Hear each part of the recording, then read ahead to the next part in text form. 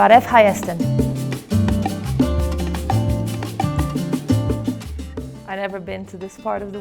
Երբեք չէի եղել աշխարհի այս հատվածում, Հայաստանը գեղեցիկ երկիր է։ Այստեղ ինձ զգում եմ ինչպես հայրենիքում, Բրազիլիայում, որովհետև շատ շոգ է։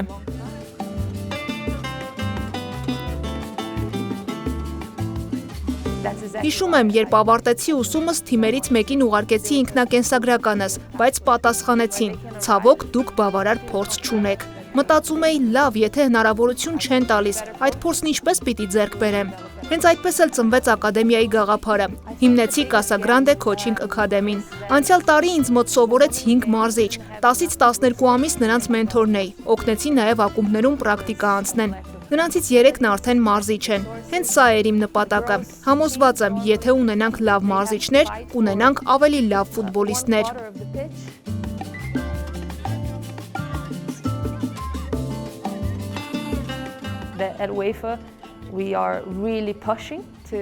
Այժմ UEFA-ում փորձում ենք սերտորեն միավորել ֆիզիկական և տեխնիկական պատրաստվածությունը։ Ի վերջո, եթե չես կարողանում քաոսային իրավիճակներում ճիշտ որոշումներ կայացնել, ապա պարզապես շատ վազելը անօգուտ է։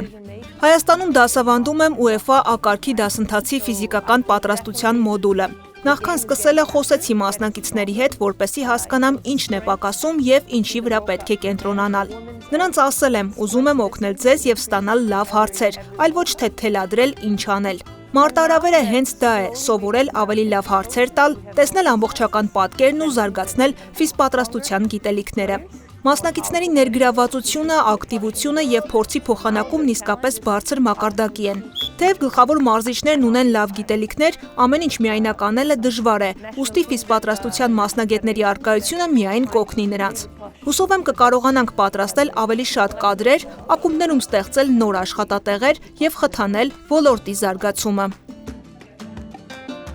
UEFA ակարգի դասընթացի հիմնական նպատակը ֆիզիկական պատրաստվածությունն էր, որը որ մենք պետք է ներառեինք արդեն